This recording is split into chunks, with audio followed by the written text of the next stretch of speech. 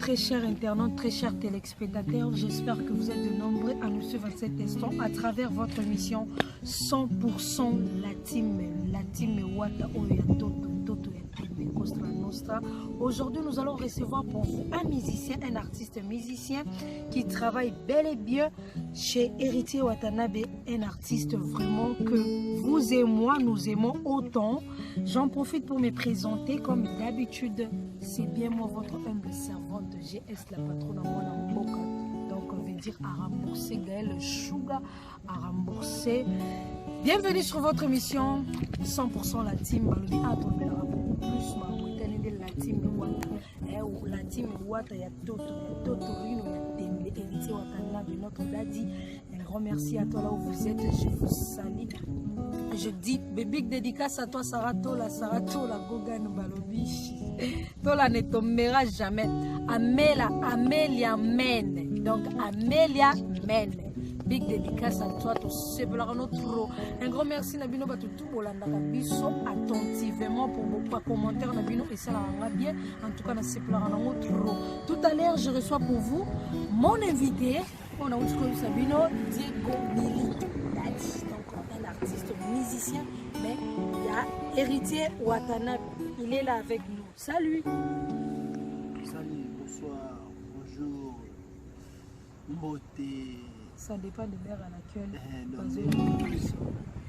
Ok, vous avez compris que nous sommes là avec Diego Milito.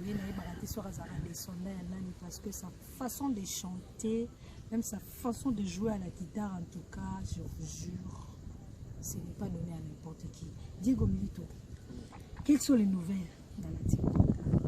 Ah ouais, team Wata, concentration, mélange évidemment, tout ça en préparation. L'album, tu n'es pas osé là. Là, tu as habité mon rabais, là, tu as habité mon madame, tu as osé là. Donc, là, tu as la team Wata, tu as osé là, tout ça la mieux. Tu as tout ça la faible, il faut pas attendre ils ont eu chance. Donc, pour des fois, tu as l'album héritier Simbité. Comment est-ce qu'on a l'engagement? Car BM, car DDD, car j'aime mon mari, car Nini. Et va au bout ça revient sur les gars l'album.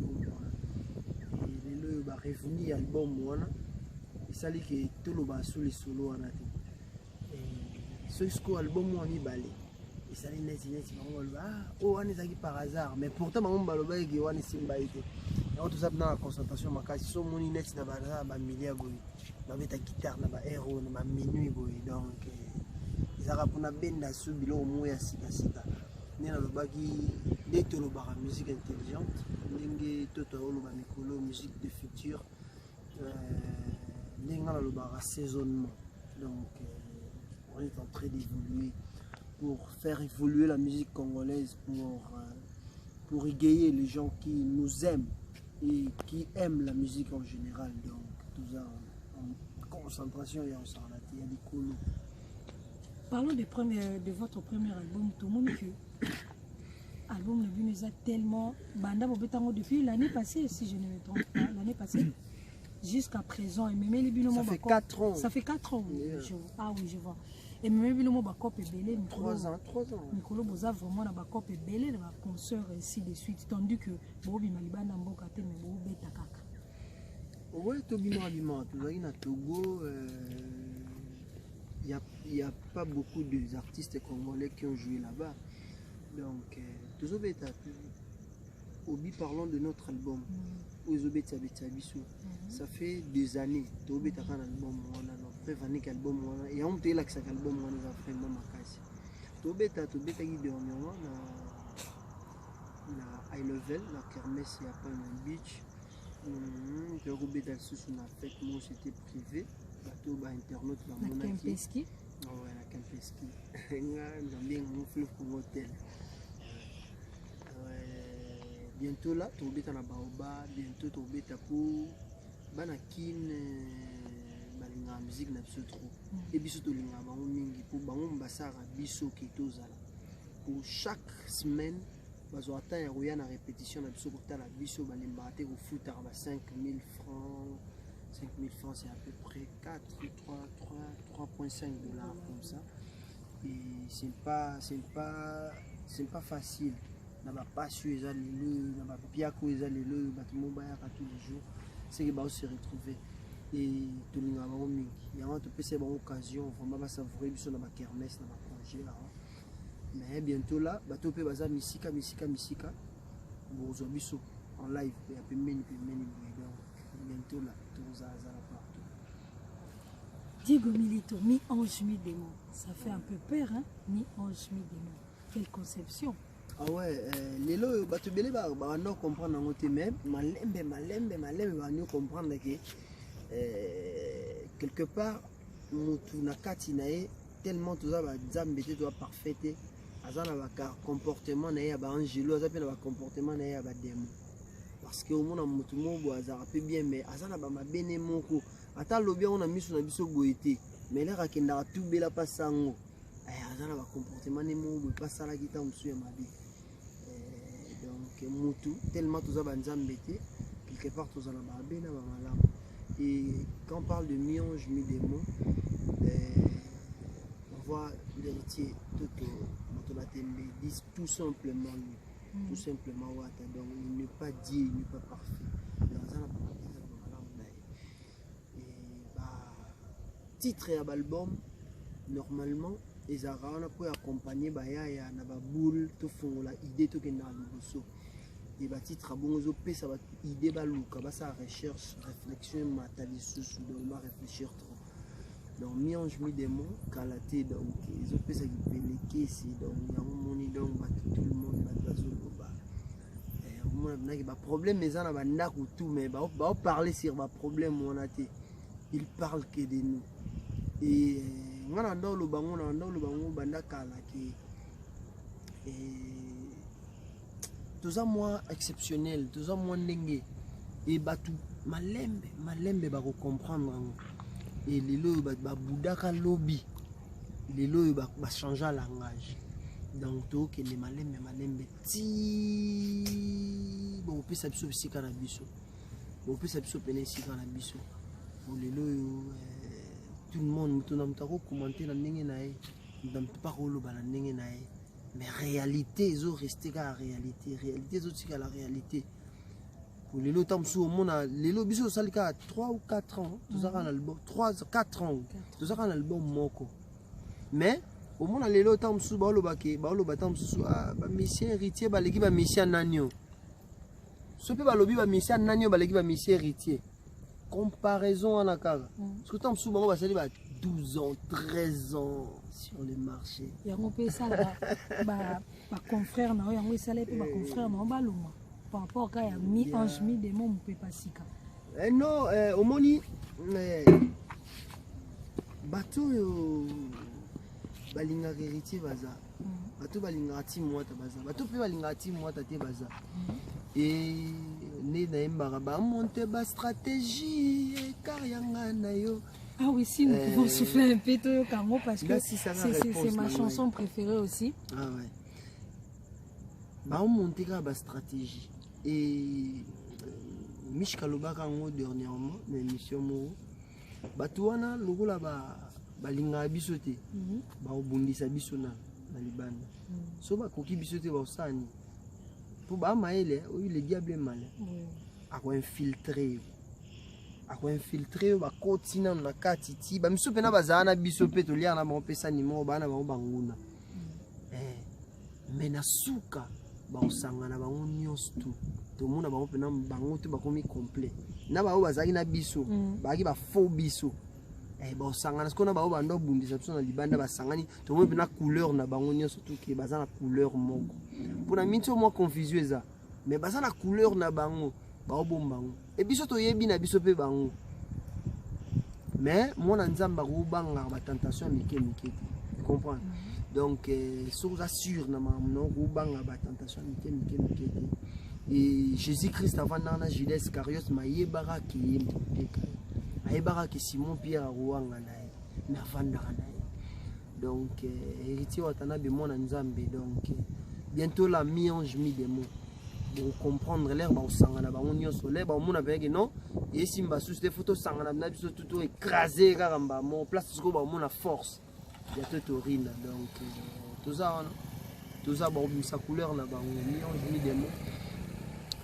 la team Wata eza rokende dans le bango na ba mission ba 2 ans passés que la team Wata eza rokende eza romata altitude mobo etokokoma mutu mso akomona azwi père qui était altitude otokomi ngai na romata sous Stéphane Souka okiti otiki biso ba to continuer la team Wata et ça na mutu mso amono ndike que non bonheur neko ki wana nzoka ta msusu Wata omona kete mutu fa na pesa ili so azala su ndenge mobo batu nyonso to basala bango mpona gloire te batu tout ba destiné pour bazala na gloire batu tout et on faut bon de la nzambe trop donc tout ça on a bah ça il chemin là vraiment bonne chance donc biso be tout ça on a la team Wata musique ya maele net au bega tout donc tout ça là tout continuer.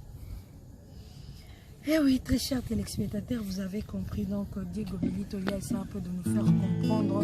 Nous allons souffler un peu dans moins de moments parce que babina la team Wata il y a la musique intelligente donc nous allons souffler un peu.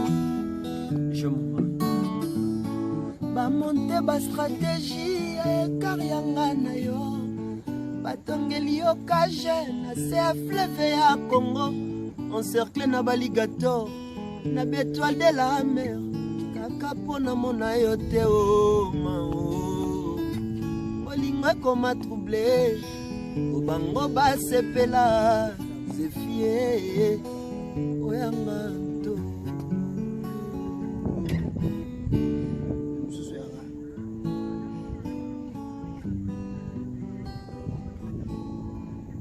démarche ezongisaka petit la moto ya tonda regard no éclair croisement rayon solaire na miroir tes amours na yo secret plus que tout fruit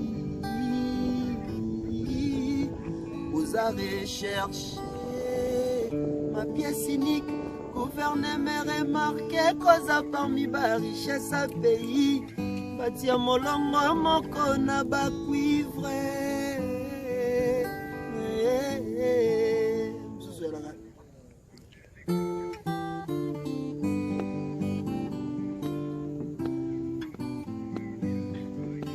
nasali yo nini okangelinga motema bebe nanga lisomoni nango ezanga bolimbisi na mokili ya sepa donenga elere retime soki olimbisi nga te monsu yono koma mama na bolingo yango na zobanga kanda no mabe opimelanga na marche marse na jali bombisi nasololaki bien te na bamasta nzala pokwa eza mabe te wana moto aza conscient kazala carême il eza pamba parce kaza concentré.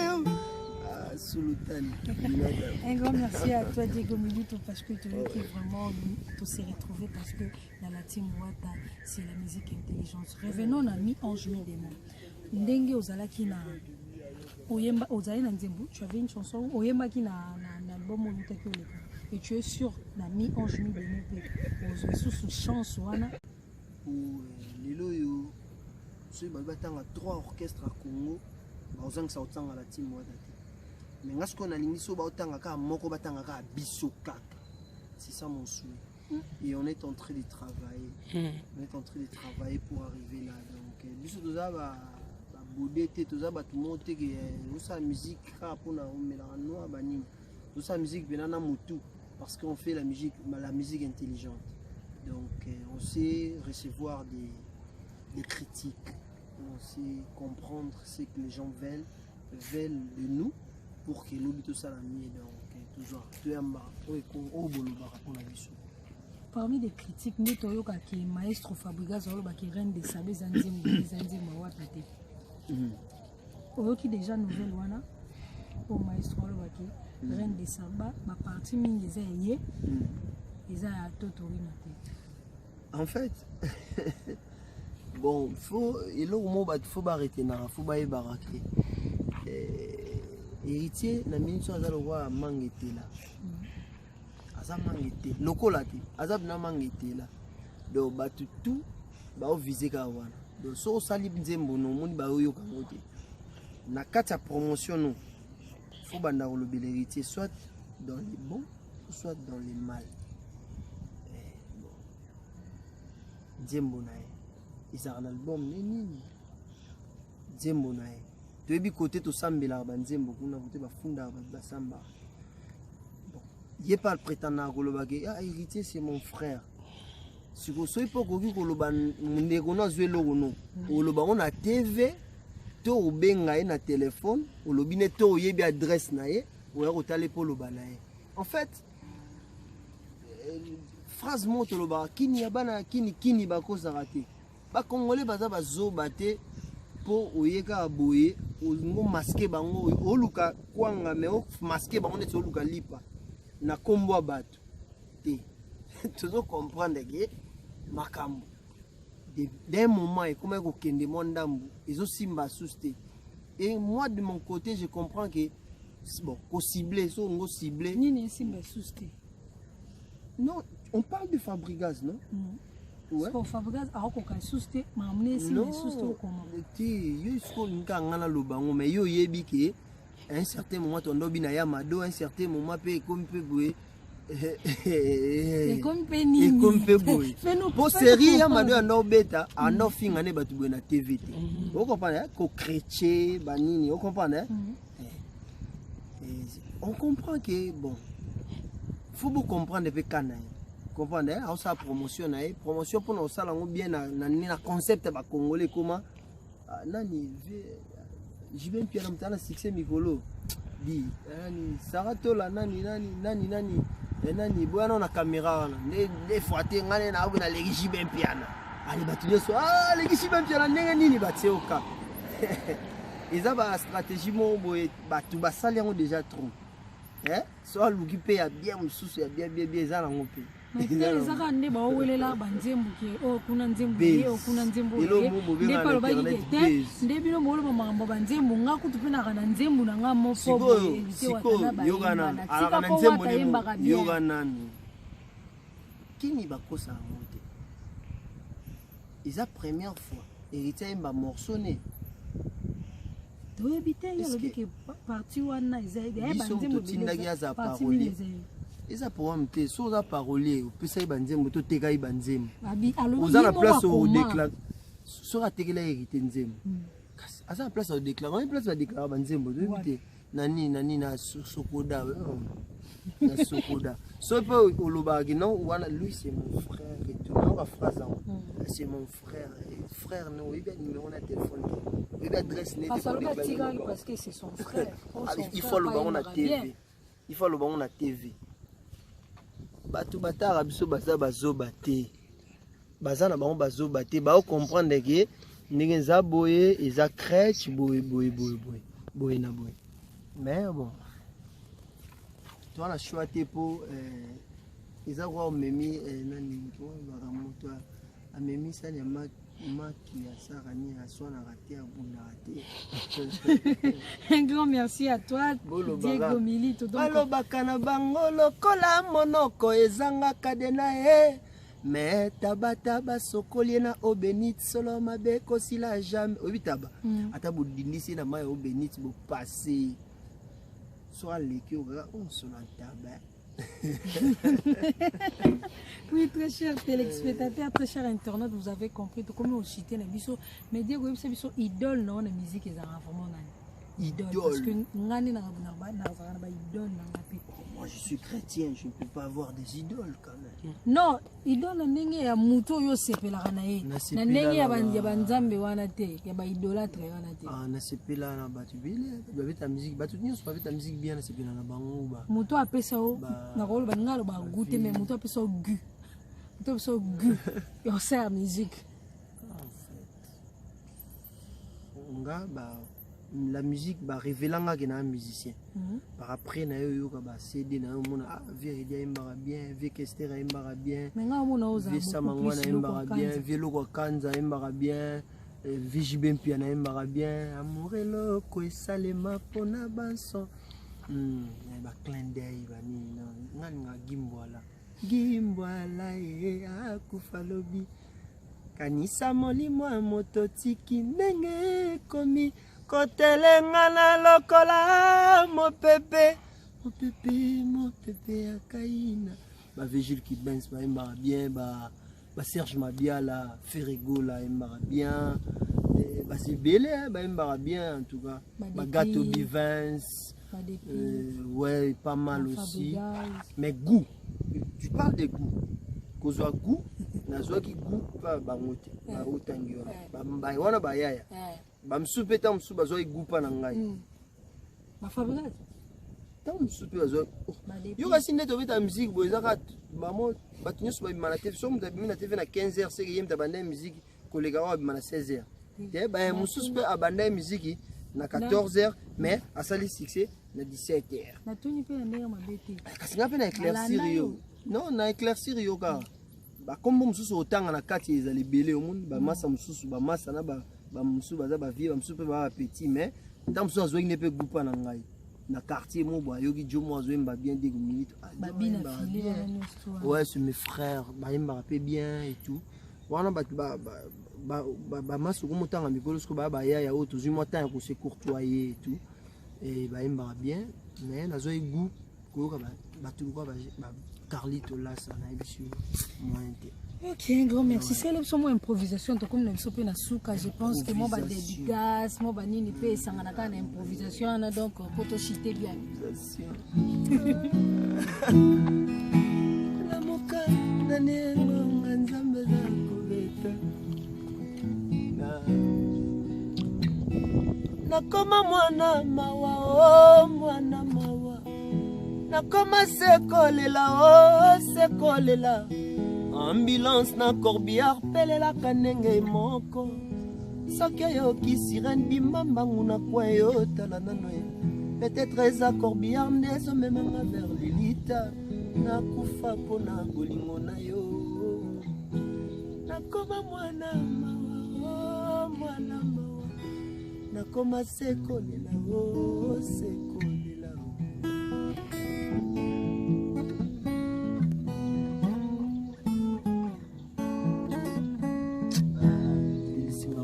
Belé na batutu balinga biso batu balinga team wata ya liboso na mokonzi na ngai autorité morale Cosa Nostra Totorina la Pulga le Magma Fuego bambote belé na héritier Watanabe na Brooklyn héritier na papa na Ketia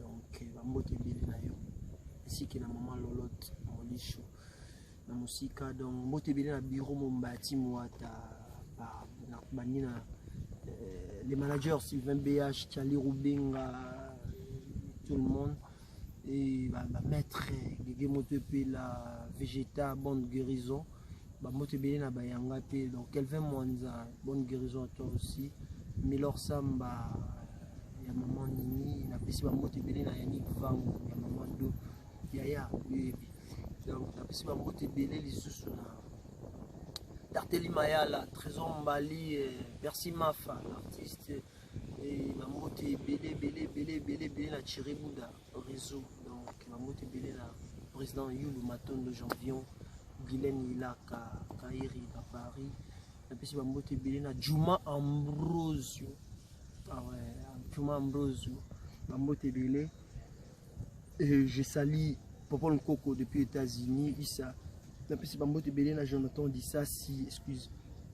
Bambote belé na Jola Pulga, Beni Kaponda, na Sid, napesi bambote belé na Jenny Okasa, la charmante, bambote belé ambassadeur Harry Di Kaombo, en Afrique du Sud, Ouana, Gelor, VIP, bambote belé na Bana Djoubek, donc staff Baya va mettre tout donc na labino fort donc bientôt là tout bengana ndeza la kaka donc bambote belé na bino tout bolinga biso bambote belé na staff na biso mba presse Dadi Moula chapeauté par Dadi Moula la pesi bambote belé na Sarato là ainsi qu'à vous courage on est ensemble donc baza moke donc baza na bango moke ndenge watalobaka bakolela ebele baseka Dimi donc on est là la team Wata quoi donc Diego Milito votre meneur de jeu de tous les temps de tous les jours ouais. Un grand merci à toi, Diego Milito. Merci d'avoir accepté mon invitation, vu l'heure à laquelle nous sommes arrivés. Très chers internautes, quant à moi, je vous quitte déjà, mais je ne peux jamais vous quitter sans dire merci à votre leur PDG Bobo Beloy, CG Tchali. Un grand merci à vous, mon condinabiso héritier Watanabe Totorina Costa Nostra Montoya Tembe. Donc la team Yawata, Wata la Tembe. Ange Noir, pourquoi pas toi? Big dédicace à toi et Sarah Tola Gogan, la sœur Baroulier Penara. Plus qu'un parfait. Je ne peux jamais finir sans dire merci à celle que j'appelle l'exceptionnel GLE grâce Lengo Lubasa, Mifi Beyoko Momana Justin Preston and the Marquis Motema ya Papa Schubert Choua Baba. Donc, Ada Sajadot Balobi, système à maillot jaune gara, on ne tombera jamais petite nanga soit. Donc, Joe Brian, un grand merci à toi pour accompagner Kingai Magena Boya Kinangai. Merci à vous, nos fans. Continuez toujours de m'écrire et ça, à moi, bien le plaisir et toujours partager. Quant à moi, GS, la patronne, moi, Namboka, je vous quitte déjà. Je vous aime, je vous respecte, je vous considère, sans oublier que moi, là, je vous porte dans mon cœur. Saratola, bisous, bye. Jésus Maïe. Jésus Maïe. Plus vivant. Vous avez compris, donc, Ménère de G. Dans tout ce qui résonne, plus vivant que l'oiseau qui s'envole et qui laisse en passant la tracée du vent.